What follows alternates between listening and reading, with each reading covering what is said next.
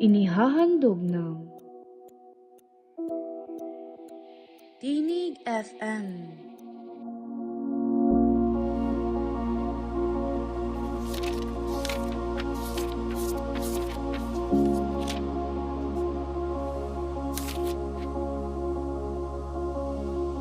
Ang alamat ng kalderetang nawawala.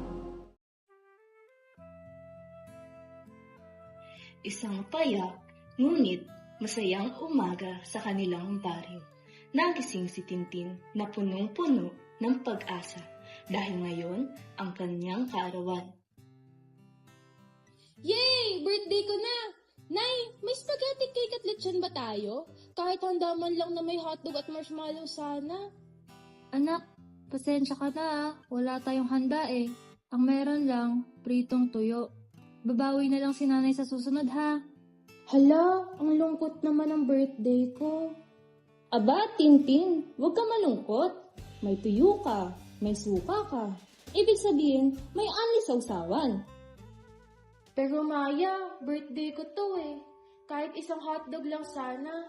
Yung may hiwa-hiwa na para mukhang madami. Anak, ang hiwa-hiwa lang ngayon ay ang budget natin eh. Alam mo naman, marami tayong bayarin, kumakapos sa budget. Mga apo, huwag kayong mag-alala. May isang alamat sa baryang ito. Ang alamat ng kalderetang nawawala. Lolo, totoo po ba yun? May pagkain talaga? Hindi lang kwento? Hindi lahat ng alamat ay may pagkain. Pero lahat ng alamat may aral. Sana po may sabaw. Birthday pa lang ngayon pero walang handa. E di parang kasal ni Tonet, walang bisita. Uy, may bisita kaya? Ako nga lang kumain ng pansit eh. Kaya pala ubus agad. Boy, di ko naman inubos. Lola Bebang, kahit walang handa, may paraan naman para maging masaya ang birthday.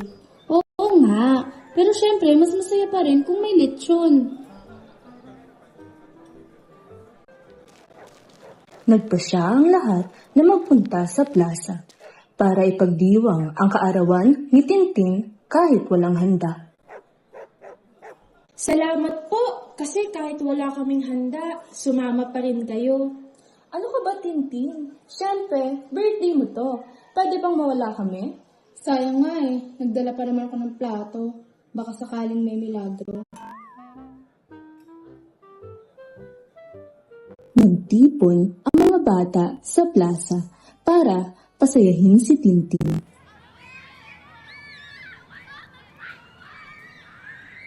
Salamat sa inyo, pero aaminin ko, gusto ko din talaga sana may spaghetti, kahit isang subo. Huwag ka lang umiyak, Tintin. Mas masarap ang ngiti kaysa sa spaghetti. Libre pa. Oh, may dala akong biskwit. Pero isang piraso lang ah. Limited edition yan. Pwede bang hatiin sa 3? Pwede, sa imagination mo.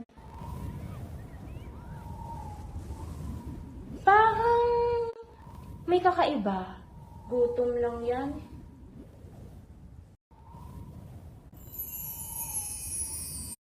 Mga anak ng baryo, ako ang kalderetang nawawala. Hindi ako naglalaban ng karne o patatas, kundi ng malasakit at pagbibigayan. Hala! Nagsasalita pala ang ulam? Hindi mahalaga kung may handaan o wala. Ang tunay na pista ay pagsasama, pagmamahalan at pagbibigayan. Aba, tama ang kaldereta. Hindi pala pera ang sukatan ng saya. Oo nga po eh. At least hindi rin calories. Uy, pwede ba ako mag-take out dyan? Kahit wala palang handa, busog pa rin ako eh. Busog sa kasiyahan ako. Ang handaan nauubos. Pero ang alaala, hindi. At sa baryang iyon, natutuhan nila na ang kaarawan ay hindi lamang tungkol sa handaan, kundi sa mga taong handang makibahagi sa saya at lungkot. Salamat! Lahat kayo ang handa ko ngayong araw. Kita mo, wala man tayong spaghetti, busog naman tayo sa kwento at tawa. At higit sa lahat, busog sa pagmamahalan man na apo. At hanggang marunong kayo magbigay, mananatiling masagana ang inyong puso. Hoy, pero kung may lechon sa susunod, tatawag kayo ha?